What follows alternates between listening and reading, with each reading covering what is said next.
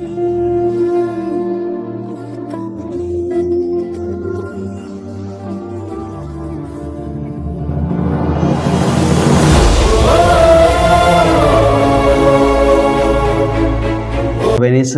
నామములో మీ అందరికీ శుభాలు కలుగునుగాక.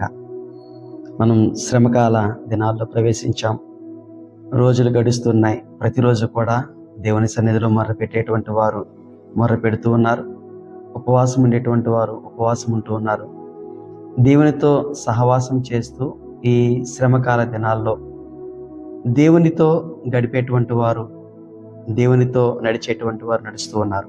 కానీ దేవుని యొక్క వాక్యము శక్తివంతమైనదని, దేవుని యొక్క వాక్యము మన జీవితాన్ని నడిపించేదని మనం నమ్మినప్పుడు తప్పకుండా దేవుడు మనకి సహాయకునిగా ఉంటారు.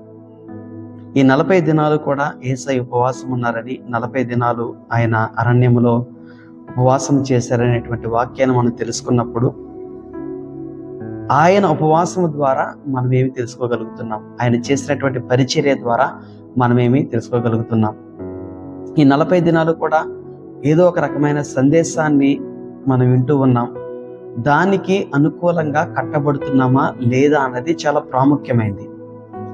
ప్రియమైన దేవుని బిడ్డలారా, ఈరోజు నీవు గమనించాల్సింది ఏంటంటే, దేవుని యొక్క బిడ్డగా దేవునితో సహవాసం చేస్తూ ఈ శ్రమకాల దినాలను పాటిస్తూ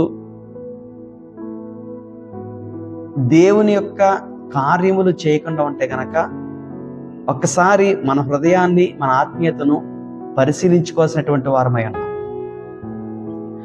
యేసయ్య తన శిష్యులను ఏర్పాటు చేసుకున్నారు. ఈ 40 దినాలు ఉపవాసమైన తర్వాత తన శిష్యులను ఏర్పాటు చేసుకున్నారు. వారికి అపోస్తులు అని పేరు పెట్టారు. ఆ అపోస్తులను అనేకమైన ప్రాంతాల్లోనికి ఆయన యొక్క వాక్యము ద్వారా, లేకపోతే ఆయన యొక్క సందేశాల ద్వారా, ఆయన యొక్క బోధనల ద్వారా పంపించి అనేకమైన దేశాలలో అనేక మందిని దేవునిలో కట్టినట్లుగా, విశ్వాసంలో కట్టినట్లుగా వాక్యం ద్వారా మనం తెలుసుకోగలుగుతున్నాం. అనేకమైన ఉదాహరణలు కూడా మనం బైబిల్ గ్రంథంలో చూస్తూ ఉన్నాం. ఊదా రంగు పొడి అమ్మేటువంటి లూదియా అపోస్తుల యొక్క వాక్యాన్ని విన్నప్పుడు ఆమె మారడం మాత్రమే కాదు, కానీ తన కుటుంబాన్ని కూడా దేవునిలో కట్టేటువంటి విధంగా ఆమె మార్చబడ్డది. కొర్నేలి గారు ఆయన ప్రార్థన చేస్తూ తెల్లవారుజామున దేవుని యొక్క స్వరాన్ని విని, దేవుని యొక్క వాక్యాన్ని విని, దేవునిలో ఆయన కుటుంబాన్ని కట్టుకునే విధంగా ఆయన మార్చబడ్డారు. మరి మన జీవితంలో అనేక సంవత్సరాలు శ్రమకాల దినాలు అంటున్నాం, అనేక సంవత్సరాలు ఈ యొక్క ప్రత్యేకమైన దినాలు మనం పాటిస్తున్నాం. కానీ మన జీవితాలు మార్చబడుతున్నాయా లేదా అన్నది ఒక్కసారి పరిశీలించుకోవాలి ప్రియమైన దేవుని బిడ్డలారా. ఎందుకంటే మనం దేవునితో సహవాసం చేస్తున్నాం. ఈ లోకంతో కాదు, ఈ లోకంలో ఉన్నటువంటి మనుషులతో కాదు, లేకపోతే బంధుమిత్రులతో కాదు. నీ సహవాసం దేవునితోటి. మరి ఎంతవరకు నీవు కట్టబడుతున్నావు, ఎంతవరకు నీవు విశ్వాసంలో ఉండగలుగుతున్నావు అనేది చాలా ప్రాముఖ్యమైనది. కాబట్టి ఈ వాక్యాలు ప్రతిరోజు కూడా చెప్పబడేటువంటి వాక్యాలు, లేదా ప్రతిరోజు కూడా చెప్పబడేటువంటి సందేశాలు ఏవైతే ఉన్నాయో కేవలం నీ ఆత్మీయతను బలపరచడానికి మాత్రమే. ఈ సందేశాల ద్వారా నిన్ను, నీ హృదయాన్ని వాక్యము వైపు తీసుకుని వెళ్ళి నీ ఆత్మీయతను బలపరచడం కోసం మాత్రమే అని గమనించాల్సినటువంటి వారే ఉన్నారు. కాబట్టి అపోస్తలుడైన పేతురు రాసినటువంటి మొదటి పత్రిక 3వ అధ్యాయము 8వ వచనం ఒకసారి మనం చదువుకుందాం. తుదకు మీరందరూ ఏక మనస్కులై ఒకరి సుఖ దుఃఖముల యందు ఒకరు పాలుపడి సహోదర ప్రేమ గలవారును కరుణాచిత్తులను వినయ మనస్కులనై ఉండుడి. ఇక్కడ మీరందరూ ఏక మనస్సు గలవారై సుఖ దుఃఖముల యందు పాలుపడాలి. ఇప్పుడు క్రైస్తవ జీవితం అనేటువంటిది, విశ్వాస జీవితం అనేటువంటిది, లేకపోతే ఒక సంఘములో ఉన్నటువంటి కమ్యూనిటీ, ఫ్యామిలీస్ అనేటువంటివి వేరు కాదు. క్రీస్తులో మనమందరం ఒక్కటే. క్రీస్తులో మనమందరము కట్టబడుతున్నటువంటి వారు. అందుకే ఇక్కడ అపోస్తలుడైన పేతురు గారు చెప్తున్నారు, ఏక మనస్కులై ఉండండి. అంటే ఒక ఉదాహరణకు ఒక సంఘంలో ఒక 50 మంది ఉన్నారు. 50 మంది వేరు వేరు కుటుంబాలకు చెందినటువంటి వారు, వేరు వేరు ఎండ్లకు చెందినటువంటి వారు, వేరు వేరు ప్రాంతాలకు చెందినటువంటి వారు. కానీ క్రీస్తులో వాళ్ళు ఎలా ఉన్నారో ఏక మనస్కులై ఉన్నారు. నేను మొదటి రోజు నుంచి కూడా చెప్తున్నాను, మన రోల్ మోడల్ అంటే మనకి ముందుండి నడిపించి మనం చూడదలిచిన వారు ఎవరంటే యేసుక్రీస్తు ప్రభుల వారే. ఇప్పుడు సంఘములో ఉన్నటువంటి కుటుంబాలన్నీ కూడా ఎలా ఉండాలి? ఏక మనస్సు కలిగి ఉండాలి, ఏక ఆత్మ కలిగి ఉండాలి. ఈరోజు నీ స్నేహితురాలికో నీ స్నేహితునికో సంఘములో ఉన్నటువంటి వారికి ఎవరికో సమస్య వచ్చింది, వారి సమస్య నా సమస్యగా మనం ప్రార్థన చేయాలంట. ఉదాహరణకి ఎవరు అనారోగ్యంతో బాధపడుతున్నారు, వారి అనారోగ్యమే వారి స్వస్థత కలగాలని ఏక మనస్సు కలిగి ప్రార్థన చేయాలి. వారికి సమస్య వచ్చింది, వారి సమస్య నుంచి విడుదల పొందాలని ఏక మనస్సు కలిగి ప్రార్థన చేయాలి. చాలా మంది విశ్వాసులు ఉన్నటువంటి వారి గురించి నేను చెప్తున్నాను. ఎవరికైనా బాధ వచ్చిందా, అబ్బా భలే జరిగింది అనుకునేటువంటి వారు. శత్రువులకి ఏదన్నా ఇబ్బంది జరిగిందా, అబ్బో నాకు అలా చేశాడు కాబట్టి ఎలా జరిగింది అనుకునేటువంటి వారు.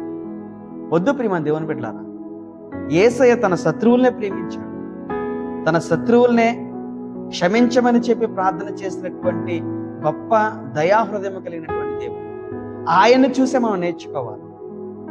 ఈ లోకంలో ఎవరిని చూసి మనం నేర్చుకోవాల్సిన అవసరంలా, యేసయ్య సమస్తాన్ని మనకు నేర్పించారు. అందుకే ఏక మనస్సు కలిగి ఉండండి, ఒకరికొకరు సుఖ దుఃఖముల యందు పాలుపడాలి. ఇప్పుడు మీకు సంతోషం కలిగిందా, నేను సంతోషపడాలి. మీకు దుఃఖం కలిగిందా, నేను దుఃఖపడాలి. ప్రసంగి గ్రంథకర్త ఏం రాస్తున్నాడంటే, ఒకరి సంతోషము కలిగేటువంటి దినము కంటే ఒకరు దుఃఖపడేటువంటి దినములో వారిని పరామర్శిస్తే అది ఆశీర్వాదం అంట. అంటే ఇక్కడ మాట ఎందుకు చెప్తున్నానంటే, ఒకవేళ ఎవరైనా సంతోషపడితే వారితో పాటు సంతోషపడండి, ఎవరైనా దుఃఖపడితే వారితో పాటు దుఃఖపడండి. ప్రార్థించే సమయంలో ప్రార్థన చేయండి, వాదార్చే సమయంలో వాదార్చండి, కనికరించే సమయంలో కనికరించండి, సహాయము చేయవలసిన సమయంలో సహాయము చేయండి. ఇదే వాక్యం చెప్తుంది ప్రియమైన దేవుని బిడ్డ. ఇదేమో ఒకరి యందు ఒకరు సంతోష విషయంలో కానీ దుఃఖ విషయంలో కానీ పాలుపడుడి అని చెప్తుంటే, బాధపడేవారు చూసి నవ్వేవారు కొంతమంది, సంతోషపడేవారిని చూసి ఏడ్చేవారు కొంతమంది. నీవు క్రీస్తుకి మాదిరిగా ఉంటున్నావా? అనేక సంవత్సరాల నుంచి నేను శ్రమకాల దినాలు పాటిస్తున్నాను, ఉపవాసాలు ఉంటున్నాను, ప్రార్థనలో పాల్గొంటున్నాను, సన్నిధిలో జరిగేటువంటి కార్యక్రమాల్లో తప్పకుండా నేను వెళ్తూ ఉన్నాను అని చెప్పుకునే నీవు నిజమైనటువంటి క్రీస్తుని కలిగి ఉన్నావా, లేకపోతే నామకార్థమైన క్రైస్తవ జీవితాన్ని కలిగి ఉన్నావా? ఒక్కసారి నీ హృదయాన్ని నీవు పరిశీలించుకో ప్రియమైన దేవుని బిడ్డ. ఈ 40 రోజులు కూడా ఏ సంఘము శ్రమకాల కూడికలు పెడుతున్నా, ఏ సంఘము శ్రమకాల ప్రార్థనలు ఏర్పాటు చేస్తున్నా చెప్పే సందేశం ఒకటే, క్రీస్తు వలె మనము మార్చబడాలి, క్రీస్తుకు కలిగి ఉన్నటువంటి ప్రేమను మనము కలిగి ఉండాలి. సహోదర ప్రేమ కలిగినటువంటి వారు ఎవరైనా సరే ప్రియమైన దేవుని బిడ్డలారా, నిన్ను వలె నీ పొరుగు వారిని ప్రేమించుము అని యేసయ్య చెప్తున్నాడు. నిన్ను వలె నీ పొరుగు వారిని ప్రేమించగలిగేటువంటి హృదయం నీకున్నదా? ఒకసారి ఆలోచించు. నీ శత్రువుని ప్రేమించగలిగే హృదయం నీకున్నదా? లేకపోతే లేమి కలిగినటువంటి వారిని ప్రేమించగలిగే హృదయం నీకున్నదా? ఒకసారి ఆలోచించు ప్రియమైన దేవుని బిడ్డ. అందుకే కరుణా చిత్తులను వినయ మనస్సు గలవారై ఉండాలి. కరుణా చిత్తులు అనేటువంటి మాట బైబిల్ ఇంగ్లీష్ బైబిల్లో చూసినప్పుడు మర్యాద కలిగినటువంటి వారు అని రాయబడి ఉంటుంది. మర్యాద కలిగి ఉండాలి ప్రియమైన దేవుని బిడ్డ.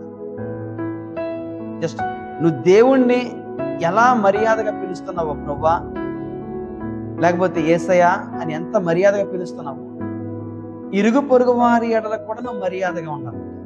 వాక్యం చెప్తుంది ప్రియమైన దేవుని బిడ్డ. హేళన చేసి మాట్లాడటం, తక్కువ చేసి మాట్లాడటం, వారికి లేమిని చూసి నవ్వడం చాలా బాధాకరమైనటువంటి విషయాలు ప్రియమైన దేవుని బిడ్డ.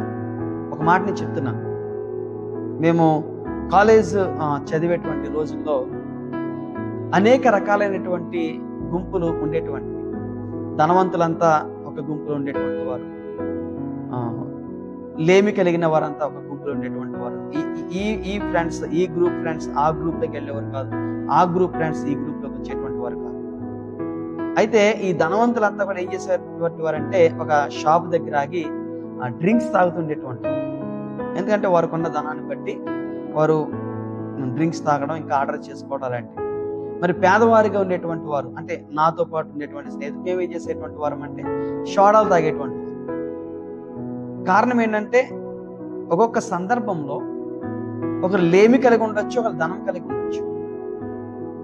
ధనవంతుల గ్రూపు అక్కడ పేదవారిగా ఉన్నటువంటి వారిని చూసి హేళన చేసినటువంటి సందర్భాలు అనేకమైన ప్రియమైన దేవుని బిడ్డలారా.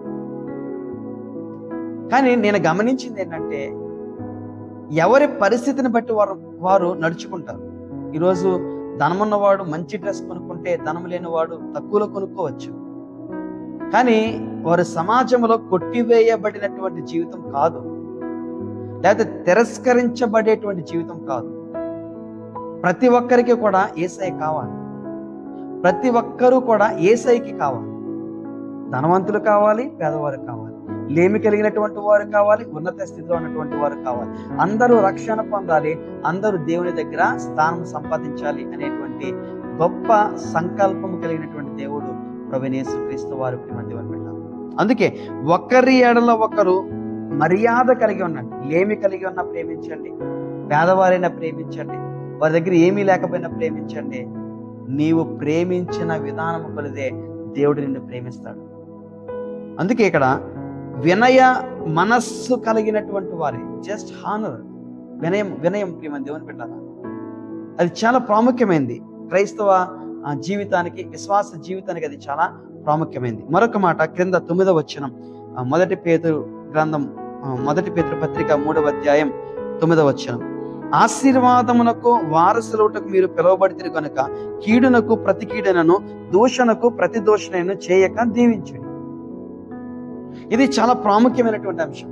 ఇదేదో ఈ 20 నిమిషాల్లో లేదా పావుగంటలో చెప్పేటువంటి అంశం కాదు ప్రియమైన దేవుని.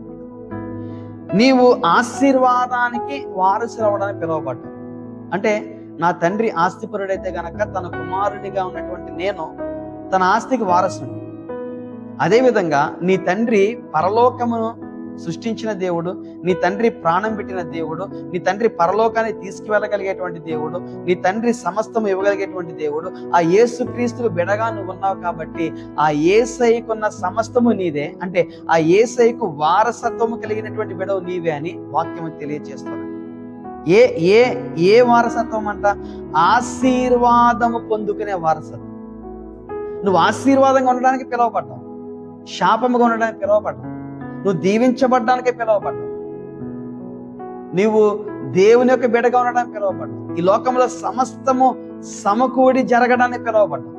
అంటే ప్రియమైన దేవుని బిడ్డ, నువ్వు ఆశీర్వాదమునకు కారణంగా పిలువబడ్డావు కాబట్టి నువ్వేం చేయొద్దు?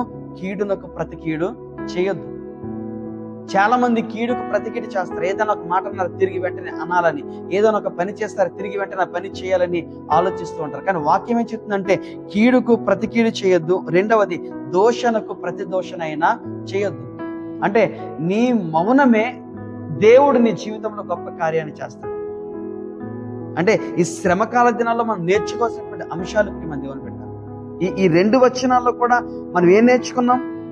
ఏక మనస్సు కలిగి ఉండాలి, సంఘములో సహోదర ప్రేమ కలిగి ఉండాలి, అదేవిధంగా మర్యాద కలిగినటువంటి వారమై ఉండాలి, వినయ మనస్సు కలిగినటువంటి వారమై ఉండాలి, ఆశీర్వాదానికి కారణభూతులుగా మనం పిలవడ్డాం కాబట్టి కీడునకు ప్రతి కీడైనా చేయకూడదు, దోషణకు ప్రతి దోషణైనా చేయకూడదు.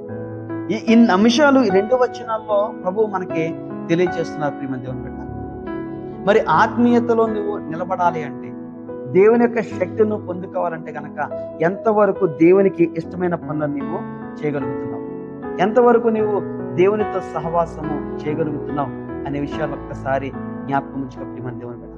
అందుకే దేవుడు నిన్ను ఆశీర్వాదమునకు కారణభూతునిగా ఉండడానికి పిలిచాడు, వారసునిగా ఉండడానికి పిలిచాడు, ఆయన యొక్క కార్యములు చేయడానికి పిలిచాడు. కాబట్టి ఈ శ్రమకాల శిలువ ధ్యాన కూడికల్లో నువ్వు తెలుసుకోవాల్సింది ఏంటంటే, నీవు ఆశీర్వాదముగా ఉండబోతున్నావు, నువ్వు దీవెనగా ఉండబోతున్నావు. సాతాను యొక్క ప్రతి శక్తిని, సాతాను కలిగిన ప్రతి ఆలోచనని నీవు పాతాళంలో త్రొక్కేటువంటి బిడగా నీవు పిలువబడ్డావు.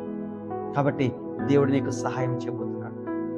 నేను దేవుని బిడ్డ, నువ్వు దేవుని యొక్క ఆశీర్వాదాన్ని పొందుకోవాలని ఆశపడుతున్నావా? ఈరోజు ప్రార్థన చేయి. ప్రభువా, నీ ఆశీర్వాదం నాకు కావాలి. నీ కలిగినటువంటి ప్రతి ఆశీర్వాదములో వారసత్వం పొందుకునేటువంటి బిడ్డగా నన్ను మార్చు ప్రభా అని ప్రార్థన చేయి. కళ్ళు మూసుకుందాం, ప్రార్థన చేసుకుందాం. ప్రభువానికి స్తోత్రాలు తండ్రి. ఈ ప్రత్యేకమైన సమయంలో ప్రభా ఎంతమంది బిడ్డలైతే ఈ యొక్క వాక్యములు ఏకీభవించారో ప్రతి బిడ్డ మీరు దీవించండి, ఆశీర్వదించండి, కనికరించండి అయ్యా. నీ కృపచేత నింపమడుగుచున్నాను యేసుక్రీస్తు నామములో ప్రార్థిస్తుండగా ప్రభా నీ కృప నీ సహాయము బిడల పట్ల విడుదల చేయబడునుగాక. మీ కార్యములు బిడల పట్ల జరుగునుగాక. ప్రభా ఏక మనస్సు కలిగినటువంటి, సహోదర ప్రేమ కలిగినటువంటి, మర్యాద కలిగినటువంటి నైనా ప్రభా హృదయాలను ప్రతి బిడకు విడుదల చేయమడుగుచున్నానయ్యా. కనికరించండి యేసయ్యా, కాచి కాపాడండి. ఈ శ్రమకాల దినాల్లో మీ సాతానుని జయించి ప్రభా వాడి యొక్క కార్యములపై విజయం సాధించి నీ యొక్క కృప కలిగి నడవగలిగేటువంటి శక్తిని ప్రతి బిడలో విడుదల చేయమడుగుచున్నాను. ప్రతి వ్యతిరేకతను బంధించండి అయ్యా. మీరే తోడుండి నడిపించి సహాయము చేయమని ఈ దినమంతా కూడా బిడలు మీరు ఎక్కడ చోట భద్రపరచమని చేస్తున్న ప్రతి ప్రార్థనలో, చేస్తున్న ప్రతి ఉపవాసంలో మీరు తోడుండి నడిపించమని ప్రభువైన యేసుక్రీస్తు నామములో అడిగి వేడుకొనిచున్నాము తండ్రి. ఆమేన్, ఆమేన్, ఆమేన్. మన తండ్రి అయిన దేవుని దీవెన, ప్రభువైన యేసుక్రీస్తు వారి యొక్క కృప, పరిశుద్ధాత్మ దేవుని యొక్క అన్యోన్య సహవాసం ఇప్పుడు ఎల్లప్పుడూ ఇక వాక్యములు ఏకీవించిన ప్రతి బిడకును, వారు చేస్తున్న ప్రతి ప్రార్థనకును, ఉపవాసములకు తోడుండి నడిపించును గాక. Amen, amen, amen. God bless you all. Praise the Lord, praise the lord.